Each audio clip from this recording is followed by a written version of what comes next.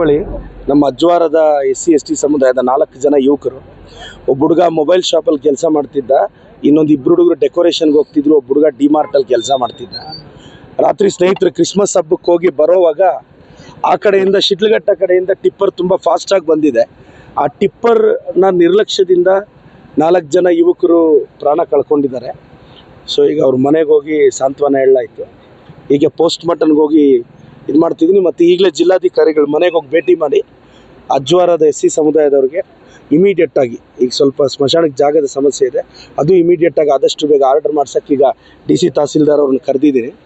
ಈಗ ಅಲ್ಲಿ ಮಾತಾಡಿ ಆದಷ್ಟು ಬೇಗ ಅದು ವ್ಯವಸ್ಥೆ ಮಾಡ್ತೀವಿ. ಮತ್ತು ಕಳೆದ 1 ತಿಂಗಳಲ್ಲಿ ಬರೀ ನಮ್ಮ ಚಿಕ್ಕಬಳ್ಳಾಪುರದಲ್ಲಿ ಈ ದಟ್ಟ ಮಂಜಿನಿಂದ 50 ಜನ ತೀರ್ಕೊಂಡಿದ್ದಾರೆ. ಮತ್ತು ಈ ಸಿಗ್ನಲ್ಸ್ ಎಲ್ಲ ಆಕ್ಸಿಡೆಂಟ್ಸಿಂದನೂ ತುಂಬ ಜನ ತೀರ್ಕೊತಾ ಇದ್ದಾರೆ. ನಾನೆಲ್ಲ ಚಿಕ್ಕಬಳ್ಳಾಪುರದವ್ರಿಗೆ ರಿಕ್ವೆಸ್ಟ್ ಮಾಡ್ತೀನಿ, ನಾವೀಗ ಹೆಲ್ಮೆಟ್ ಕಂಪಲ್ಸರಿ ಮಾಡಿದ್ದೀವಿ, ಫಾಲೋ ಮಾಡಿ. ಅರ್ಲಿ ಮಾರ್ನಿಂಗ್ ದಯವಿಟ್ಟು ಈ ಮಂಜಲ್ಲಿ ಟ್ರಾವೆಲ್ ಮಾಡೋಕ್ಕೆ ಹೋಗಬೇಡಿ. ಬರೀ ಚಿಕ್ಕಬಳ್ಳಾಪುರದಲ್ಲೇ 1 ತಿಂಗಳಲ್ಲಣ 50 ಜನ ಈ ದಟ್ಟು ಮಂಜಲ್ಲಿ ಆಕ್ಸಿಡೆಂಟ್ ಮಾಡ್ಕೊಂಡಿದ್ದಾರೆ. ಸೊ ಇದು ಮತ್ತೆ ರಿಪೀಟ್ ಆಗಬಾರ್ದು. ದಯವಿಟ್ಟು ಎಲ್ರಿಗೂ ರಿಕ್ವೆಸ್ಟ್ ಮಾಡ್ತೀನಿ, ನೀವು ನಿಮ್ಮ ಹಳ್ಳಿಯಲ್ಲೇ ಆಗಲಿ ದಯವಿಟ್ಟು ಹೆಲ್ಮೆಟ್ ಹಾಕಿ.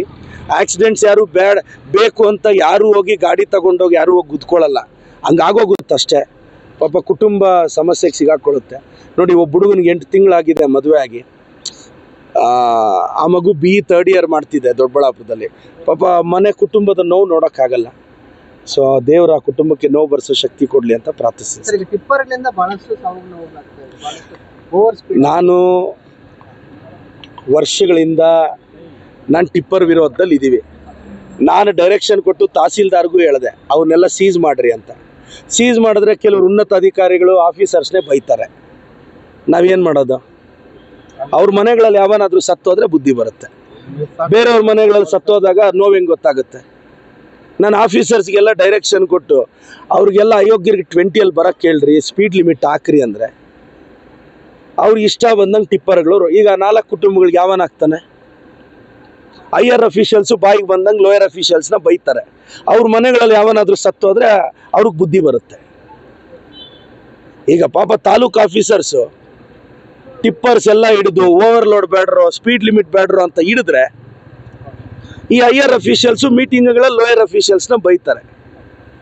ಅವ್ರ ಮನೆಗಳಲ್ಲಿ ಯಾವನಾದರೂ ಸತ್ತೋದ್ರೆ ಬುದ್ಧಿ ಬರುತ್ತೆ ಅಷ್ಟೇ. ಅಲ್ಲಿವರೆಗೂ ಅವ್ರಿಗೆಲ್ಲ ಎಲ್ಲಿ ಬುದ್ಧಿ ಬರುತ್ತೆ? ನಾನು ತಾಲೂಕು ಆಡಳಿತದಿಂದ ನಾವು ಎಷ್ಟು ಟೈಟ್ ಮಾಡ್ತಿದ್ದೀವಿ. ಈಗ ಬ್ಯಾನರ್ ಇದು ಫ್ಲೆಕ್ಸ್ಗಳು ಬ್ಯಾನ್ ಮಾಡಿದ್ವಿ, ಹೆಲ್ಮೆಟ್ ಕಂಪಲ್ಸರಿ. ರಾಜ್ಯದಲ್ಲಿ ಎಲ್ಲೂ ಇಲ್ಲ, ನಾನು ಯಾಕೆ ಹೆಲ್ಮೆಟ್ ಹಾಕಿ ಕಂಪಲ್ಸರಿ ಮಾಡಿಸ್ತಿದ್ದೀನಿ? ಯಾರಿಗೂ ಸಮಸ್ಯೆ ಆಗಬಾರ್ದು ಅಂತ ಅಲ್ವಾ? ಈಗ ಅದೇ ಪಾಪ 4 ಹುಡುಗರು ಹೆಲ್ಮೆಟ್ ಹಾಕಿದ್ದಿದ್ರೆ ಅಯ್ಯಮ್ಮ 2 ಮಕ್ಕಳನ್ನ ಕಳ್ಕೊಂಡ್ರಲ್ಲಣ್ಣ, ಅಯ್ಯಮ್ಮ ಹೇಳ್ತಿದ್ರು, ಸ್ವಾಮಿ ಒಬ್ಬ ಮಗ ಬದುಕಿದ್ದಿದ್ರು ನಾನು ಜೀವನ ಮಾಡ್ತಿದ್ದೆ ಅಂತ. ಸೊ ಇವೆಲ್ಲ ನೋವಾದಾಗೆ ಗೊತ್ತಾಗೋದು. ಬಟ್ ನಾನಂತೂ ತಾಲೂಕು ಆಡಳಿತಕ್ಕೆ ಕಟ್ಟುನಿಟ್ಟಿನ ನಿರ್ದೇಶನ ಕೊಟ್ಟಿದ್ದೀನಿ. ಪಾಪ ತಾಲೂಕು ಅಧಿಕಾರಿಗಳು ಫಾಲೋ ಮಾಡ್ತಾರೆ. ಹೈಯರ್ ಅಫಿಷಿಯಲ್ಸು ಅವ್ರಿಗೆ ಏನೇನು ಫೇವರ್ ಇದೆಯೋ ಯಾವನಿಂದ ಯಾರಿಗೆ ಗೊತ್ತು?